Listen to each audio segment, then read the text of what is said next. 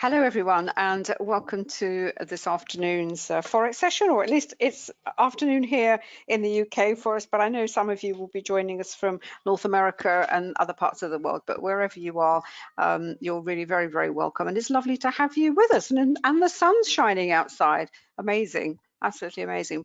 But before we start the session, as you know, can I just draw your attention to the disclaimer that I know you can see on your screen. As you know, trading can be a very risky business, so please don't ever think of using money that you cannot afford to lose. Okay, just before we head over and see what's happening in the world of Forex, for those of you who may be coming along for the first time, we'll be looking at some charts and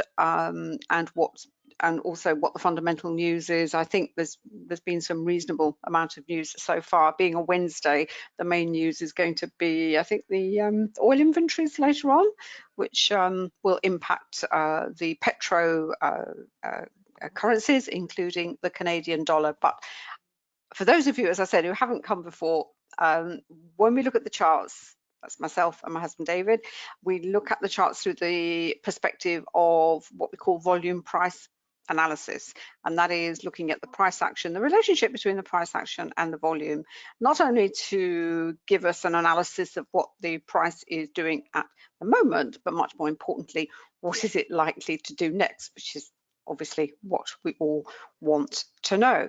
The methodology, the concepts of the methodology, examples of the methodology, there are books on Amazon that you can, there are digital versions and there's there's paperback versions. We've actually bundled the digital versions into what we call the Forex Trading Library, because technical analysis is just one element of the analysis that you have to do as a trader. And I think the best way to describe what I mean by that is, this is a slide from our education program to explain that the four capital markets that we have here, that's the bonds, the equities, the commodities, and in the center you see here is the Forex. They all have relationships with each other. There are internal relationships within each individual market, but they also overlap. And what these relationships tell us, essentially, what it really boils down to is sentiment. In other words, is the market generally what they now refer to as risk on, or is it risk off? In other words, are traders and investors happy to take on more risk, or have they become more cautious? Is there something happening out there, both from a fundamental perspective? I mean, obviously we know central banks are thinking about raising interest rates. There's the threat of, not the threat, there is inflation in the economy. It may not be the inflation that some of the central banks consider sufficiently serious for them to start raising interest rates aggressively, but all that plays into what we can call this umbrella term sentiment. And the relationships between the different markets, say between what's happening in equities, will impact the Forex, will give us this broader picture. Now, to go back to Forex, it does have a direct impact on the movement of individual currencies, because individual currencies, they have their own characteristics, their own, if you like, traits, if you like. They move more at certain times of the day, in certain time zones. They move more on certain days of the week.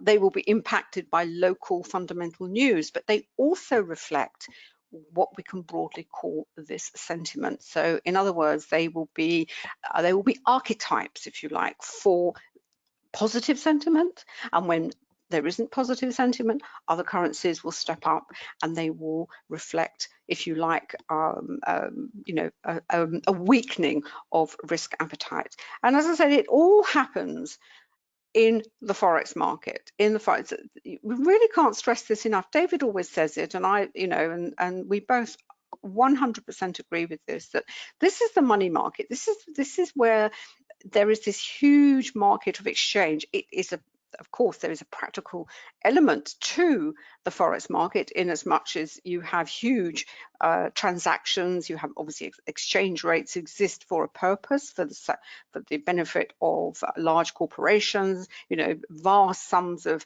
currencies are being you know, exchanged because of trade. And in fact, we're coming up to March, and those of you who are on the program will know this is what we've highlighted. For example, come March and also in September, the Japanese, for example,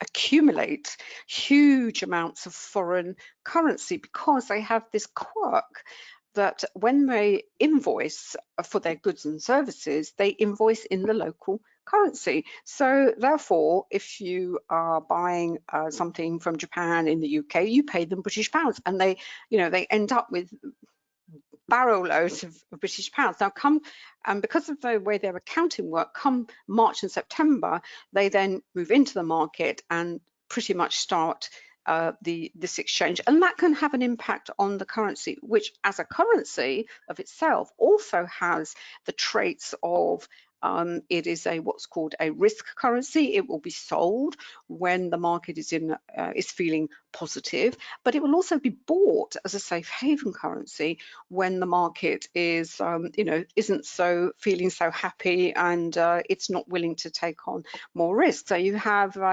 these three drivers on of the Japanese yen, one of which you will have to go outside of the forex market to see, well, you know, are they buying the Japanese yen or are they selling the Japanese? And in fact, we can see here on our currency strength indicator, because what we've done, David and I, is to support this methodology and our understanding of this market, we have developed these very, very specific indicators to, if you like, give us a heads up of what is actually happening, as I said, with the individual currencies. And that's even before we go and look at the pairs. You know, where is this, if you like, this, we can see the selling of the Japanese yen. If I can draw your attention to what we call our currency strength indicator, we call it the currency strength indicator, but in a way it's a flow indicator. Is where is the money flowing to? Is it flowing out of a currency, or is it flowing into a currency? You know, how strong is that flow? And what the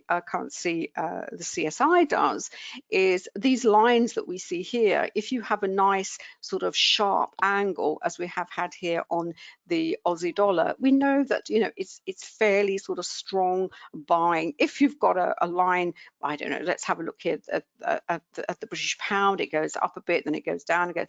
You know, it's kind of more meandering until something maybe happens, something happened here, and then it gets a little bit of a thump down, as it were. And this one indicator gives us answers to so many questions. It tells us, first of all, what's being bought heavily, what's being sold heavily. Is that buying and selling? Does that reflect, you know, is that reflecting what is going on in the broader market? So as I said, from a very, yes, as an intraday trader, or maybe as a trader who likes to hold on to positions for more than a day, maybe 1 or 2 days, there's an awful lot of information in this one indicator. But you have to have the knowledge, you know, why is it showing that information? And that is where the way we interpret the forex market, we call it this 3D approach, which is the fundamental, that's the technical, the fundamental, that's obviously the releases, but also, as I said, this, we've called it relational analysis, and from that we drops out what we, you know, as I said, this broader market sentiment. Now, if we have a quick look over here to what is happening on over in the US, in North America. We're not quite at the Wall Street Open. We've got another 20 minutes or so. But what's been happening on Globex? Well, we see here the Dow is up quite smartly at the moment. Let's have a look at the Nasdaq. I think the Nasdaq is, yes, that's following through. There has been some divergence between the two, partly because we've had a lot of we've had some earnings. As you know, Facebook is obviously the one that caused the chaos the other day when it reported. Well, it didn't report very good earnings. And you might think, well, why did, that was one share out of 100. Why did it cause such a huge drop in the NASDAQ? And this is where you have to kind of understand how an index is created. Is it price? Is it weighted on price, or is it weighted on market cap? And what percentage of that index does that one particular stock represent? Now, Facebook actually is quite a high, it's a reasonable percentage. I think Apple, Facebook, Google, they, if you add them all together, I think that it's like the top 5 or 6 stock jointly carry a lot of weight in the index. So if one of those drops significantly, it's going to have a bigger impact on the index. And this is the problem with these indices, either price-based ones or market cap ones. This is something we're covering in a huge amount of detail. Those of you may not know, but actually David and I putting together a big stock program, which will also include options.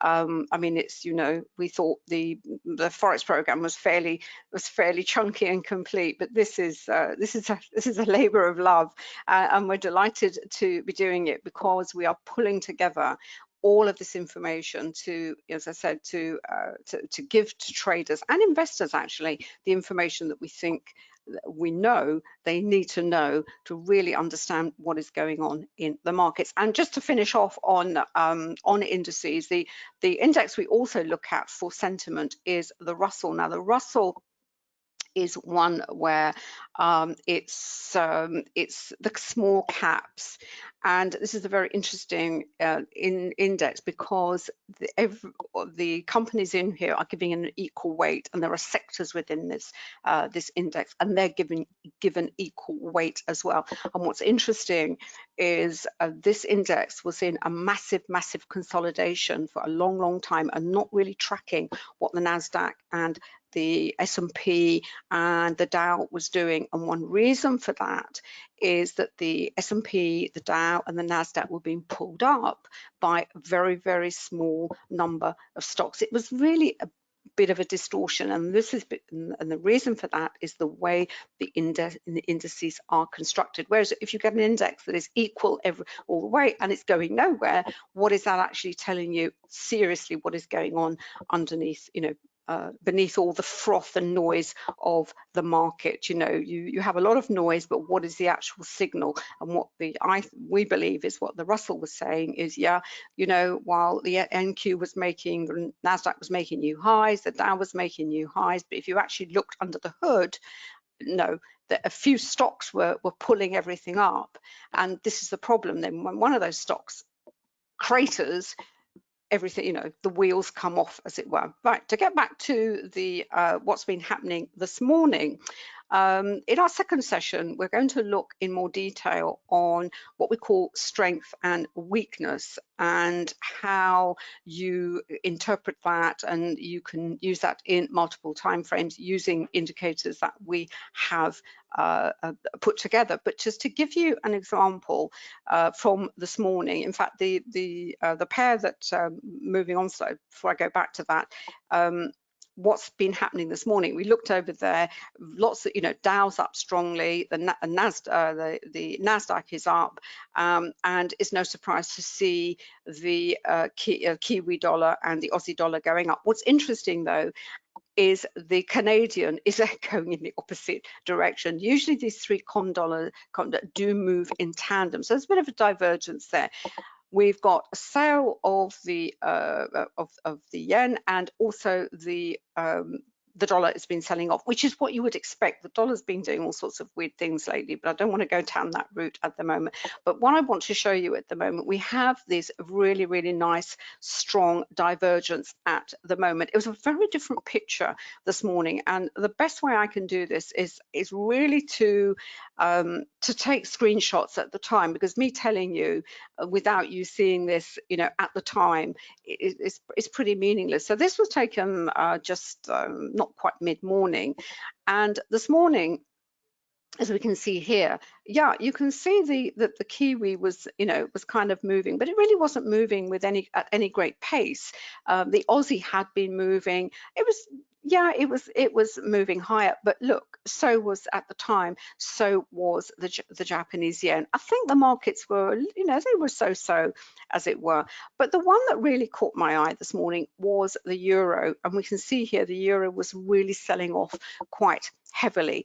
And so this is the picture that was given to us by the CSI. Then we have this other indicator here called the matrix. And what we have here is it picks out the pairs. And I wanted to see how that selling was reflected in the euro pairs that we track.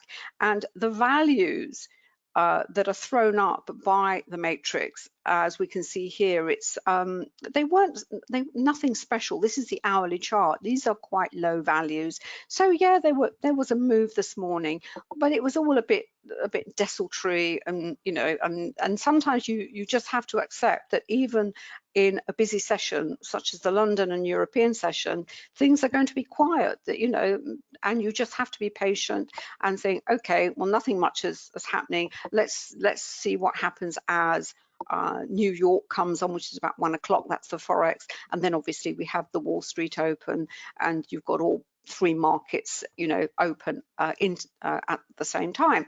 And it was really looking at the Euro Aussie, Euro New Zealand, euro falling sharply, and these were still rising. And if we go to the actual let's have a look, and then having a look pairs at the the next thing is to say, well, okay, I can see that's happening. Is there an opportunity to join this trend that is moving lower, or in fact, is it really not going anywhere? And which of the moves, which of the trends, because obviously they're trending lower, the Euro New Zealand and the Euro Aussie, Euro Aussie and Euro New Zealand are trending lower. But what kind of trend do we have? Is it a horribly messy trend, or is it one that's reasonably smooth? It's falling nicely. Yeah, you've got some pullbacks, and this is where we can look at the Renko, because what the Renko chart does, it's not time-based chart. It's taken time out of the equation, but what it gives us is a really nice geometric look at the price action. And if we look at the timestamp here, this is we have to take 2 hours of this. This is 11. This is about 20 to 10, which I think is when I took that screenshot. And we can see here the pair have kind of sideways. There's efforts to rise, falling back, efforts to rise. And what's interesting, what's holding up this pair is the third Camarilla point. This is a price-based support and resistance indicator, and you can see the number of times it tried to rise, fell back, and because it's swinging between the first and the third, you're in a kind of congestion phase. But the good thing about this third level is it will, price often pauses there, will bounce and then come back to retest, and then when it does break, it does actually go through with a little bit of momentum. And that's the trend that we had lower. It did eventually break through, and in fact right down to a price-based support again. And how that plays out on the time chart, we can see here. I mean, this is the congestion that we saw on the Renko chart. We saw that down to the S3, bounce up again, buying comes in, back up. You can see there's weakness because we have a wick to the top of this candle, so we know there's weakness, right back down to support. Then we have another effort to rise, and then we actually have a really nice strong signal. We have a lovely shooting star candle. It's above average volume, but what does it do? It actually stops again on the S3. But if you understand how these price-based levels work, that is what you would expect, and you would think, oh goodness, it's done it once, it's done it twice, is it going to do it again?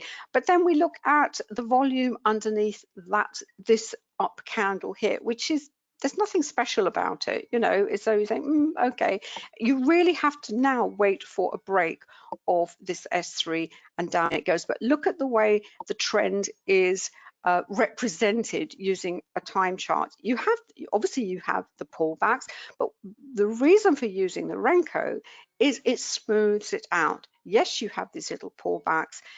We've developed this indicator, the trend dot, the trend monitor. If they stay resolutely red and red down here, it helps to keep you in the trade, in the trend. Now, when we look at the CSI over here, this is the hourly one, we can see, where are we? The euro has actually tried to reverse higher.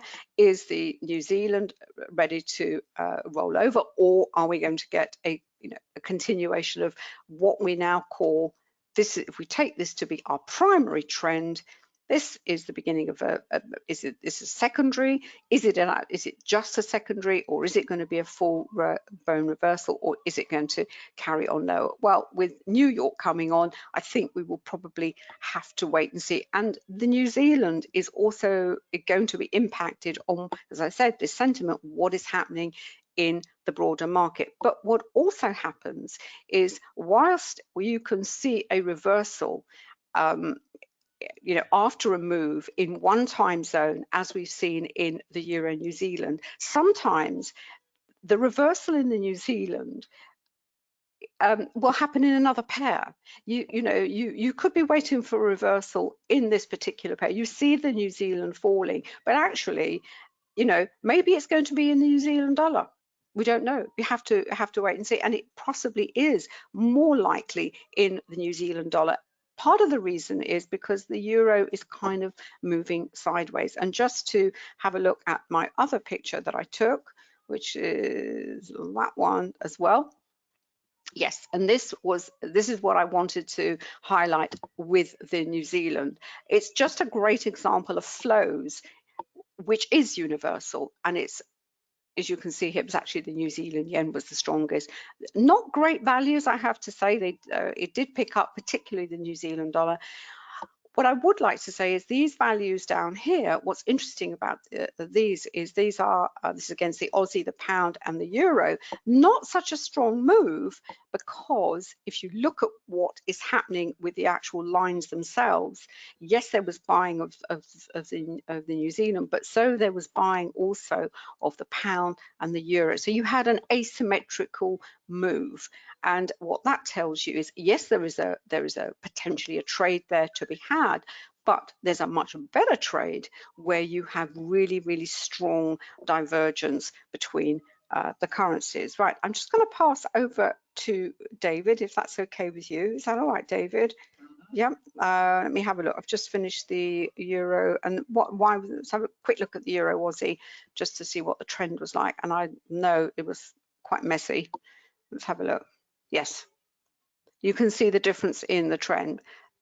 Nice, there was there was selling of the euro, buying of the Aussie, but it wasn't such a clean trend that we saw in the New Zealand. We're going to pick up what's happening in these pairs in our second webinar that's coming up in a few minutes. But can I just pass over to Dave? And this, as I said, this thing about, well, it was horrible in the euro Aussie, earlier on, but maybe, as I said, it could be that pair is now going to, present an opportunity, whereas there really wasn't such a clear-cut opportunity this morning. I pass over to you just to finish off and start up, or do you want to finish?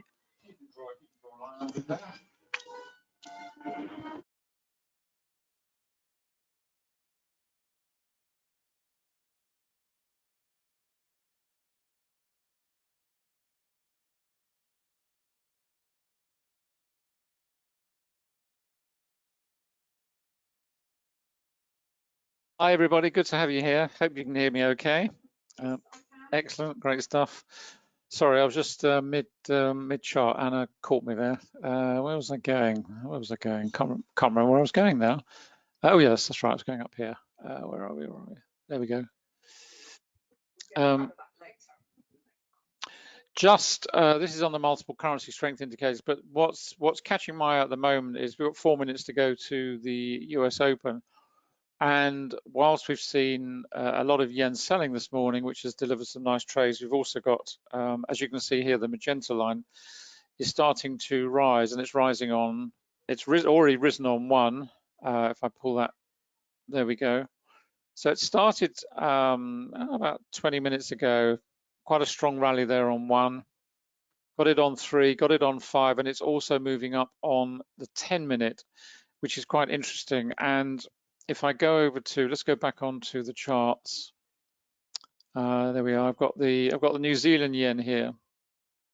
So I'm obviously looking at a yen pair. Let's put this up onto 15. We had a decent move on that. That's what we had this morning. Nice move. Nice amount of volume coming in here. You can see the pickup in volume, quite demonstrable there. So we've got, like always, you're looking at benchmarks. You're always looking at comparing. When you're in the volume price analysis methodology, you're constantly comparing. You're looking for price action that is similar, or volume that is similar, or price action and volume that is similar. Is what I'm seeing in line with what I've seen prior in the same session? Is it out of balance? Does it make sense? Does it not make sense? That is what you're doing the whole time. And when you see increases in volume like this, for example, where you've got maybe a relatively narrow candle, you've got a decent amount of volume going in, it just alerts you that there is an anomaly there, because given what is going on before over here, yes, there are other anomalies here, but in terms of what is going on this particular candle, we've got a relatively narrow spread candle where we've got a lot of volume going in. So if you only count back, maybe to these guys here, which is prior to the US Open, yes, you do expect, a certain amount of pickup in volume, but this is more, if you like, akin to the cash open that we're going to see in a moment, where you get this huge inrush in volume, which is purely as a result of the cash markets opening alongside the electronic. But you've certainly got a similar sort of example here.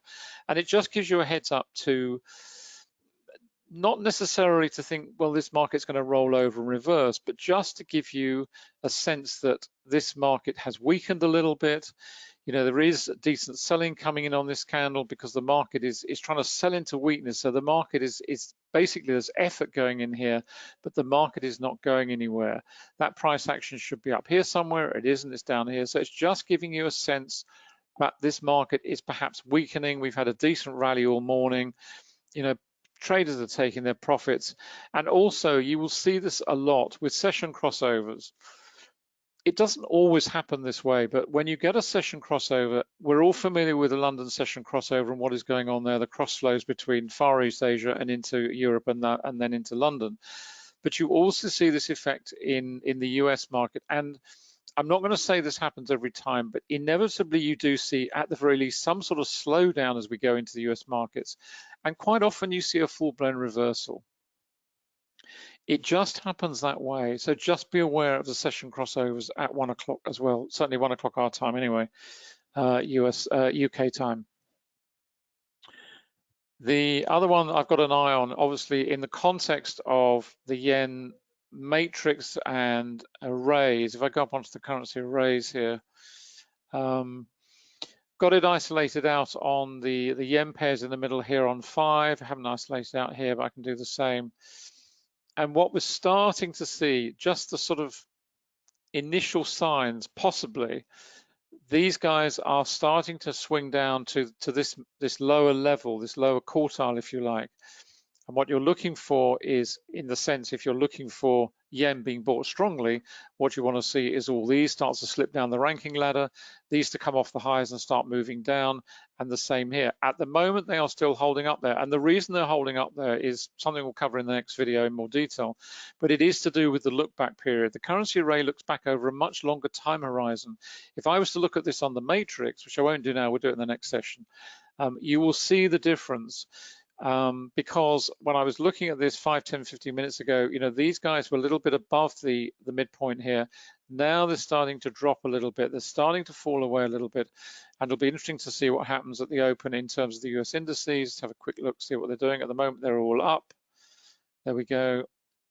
That's the three indices which you've seen many times before. The YM, got the NQ in the middle here, and over on the right-hand side got the ES. So for once, they're all actually moving in pretty much the same direction. In terms of momentum, pretty much the same. There's no great divergence. We haven't got one that's roaring away and the others are kind of lagging behind. So they're all moving at pretty much the same pace. So for once, we have universal price action across the primary indices, and the market is just getting underway. As you can see, we're starting to get the volatility, the inrush, big pickup in volume, and in the next few minutes that'll start to settle, and we'll take that through and see what goes on in terms of the yen. Now, the other thing I've also got set up here as well, which is these are the indices, these are the currency indices, but I've also got the VIX up here as well. In terms of currency indices, this is what's going on 5 minutes. This is the pound starting to fall away a bit. This is the yen over here. So we're in congestion at the moment. It doesn't feel like it's going to rally strongly, but it's just seeing what is going to happen next. Over here, we've got the dollar. We had this big sell on the dollar this morning, delivered some nice trades as well. It's just starting to pick up a little bit, and that's the euro. But in terms of the VIX, this is on 1 minute, 3 minute, 5 minute, and over on the daily. The VIX has been falling steadily. We had a little rally there, but it's basically been falling steadily. So what we want to see over the next period of trading is what is going to happen to the VIX, and this is why you have to have the VIX up. Whatever you're doing, whether you're purely trading Forex, you're trading stocks, indices, whatever it may be, the indices is the go-to indicator, the go-to index. There are hundreds of volatility indices. Many of which we will cover in the stock program. It's just dropped down there. You can see we dropped from a 2060 down to 2040. So, it looks like that that buying of the yen was just a short-term spasm move, if you like. And this is just simply saying that sentiment is still very much risk on as far as the VIX is concerned. And we'll see if that follows through into the indices themselves. So I'm going to end there. We'll roll on to the next webinar. Thanks for coming along to this one, and we will see you very, very soon. Bye for now.